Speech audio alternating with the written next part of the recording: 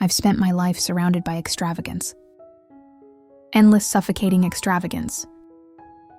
Marble floors that echo in silence. Sprawling gardens, meticulously pruned chandeliers, casting light into corners where no one ever sits. Wealth isn't glamorous when it's all you've ever known. It's just a gilded cage. My father prides himself on maintaining appearances. After my mother's death, he funneled his grief into control, managing our household, managing me. I was the daughter who wore pearls and practiced piano, the perfect photograph in his meticulously curated life. But perfection isn't who I am. I resented him, blamed him, mocked him for a life I had no part in choosing. I wore my rebellion like armor, short skirts, sharp words. The occasional party that made headlines for the wrong reasons.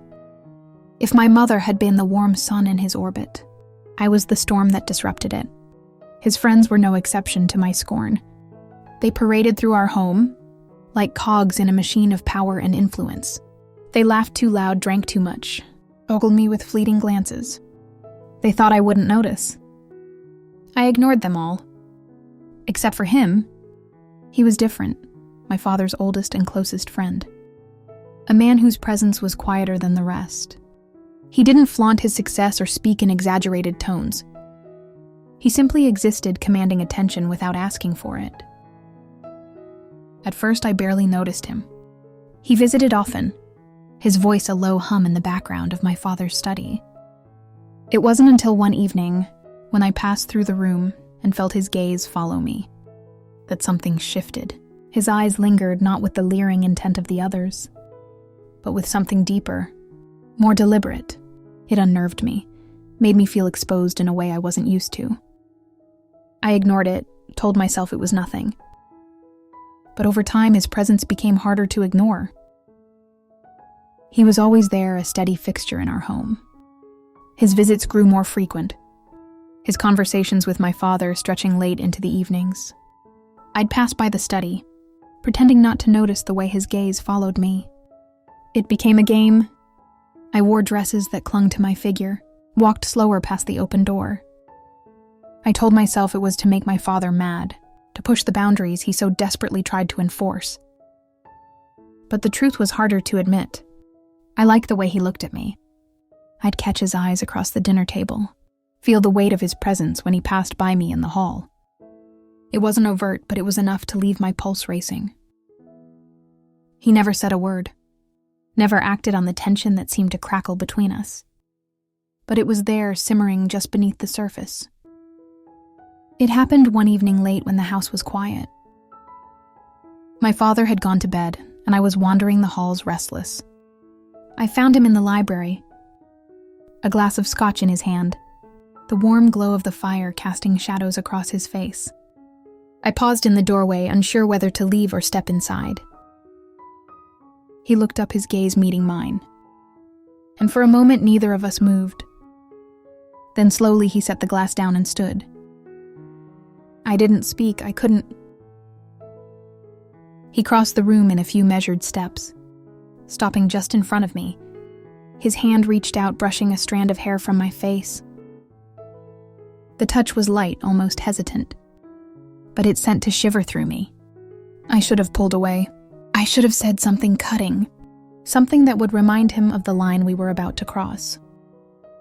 But I didn't. The next few weeks were a blur of stolen moments. A hand brushing mine in passing. A lingering glance when no one was watching. The tension between us grew unbearable, an electric charge that seemed to hum in the air. Whenever we were alone, each touch, each stolen glance left me wanting more. I hated myself for it. Hated the way he made me feel alive in a way I hadn't felt in years. But I couldn't stop. It was late one night when the dam finally broke. He'd stayed for dinner, his usual glass of scotch in hand, as my father excused himself for the night. I lingered, pretending to read in the sitting room as he rose to leave. When he walked past me, I reached out, my fingers brushing his arm. He stopped, turned, and for a moment the world seemed to hold its breath. He leaned down his hand on the armrest beside me, his face inches from mine. I could feel the heat of his breath, the weight of his gaze. And then slowly, deliberately, he kissed me. The kiss was soft at first, tentative as though giving me a chance to pull away. But when I didn't, it deepened, his hand sliding to the back of my neck, pulling me closer. I melted into him, my body pressing against his as his lips trailed down my neck. His hands were steady, deliberate, exploring every curve with a patience that made my skin burn. He lifted me, carried me to the couch, and laid me down, his weight pressing into me as his hands continued their slow, deliberate exploration. Every touch felt like a claim, every kiss like a promise. He moved with a confidence that left me breathless, his body fitting against mine as though we were made for this moment. When it was over, we lay in silence, the room bathed in the soft glow of the fire. His hand traced lazy circles on my skin, his presence grounding me in a way I hadn't expected. I should have felt guilty. I should have been thinking of my father, of the betrayal we just committed. But all I could think about was him, his touch, his warmth, the way he made me feel seen in a way no one else ever had. I knew this wasn't the end. It was only the beginning. The days that followed were a blur of stolen moments, secret touches and whispered promises. I told myself it was just a phase, just another act of rebellion. But deep down I knew the truth. This wasn't about my father anymore. This was about us, and I wasn't ready to let it go.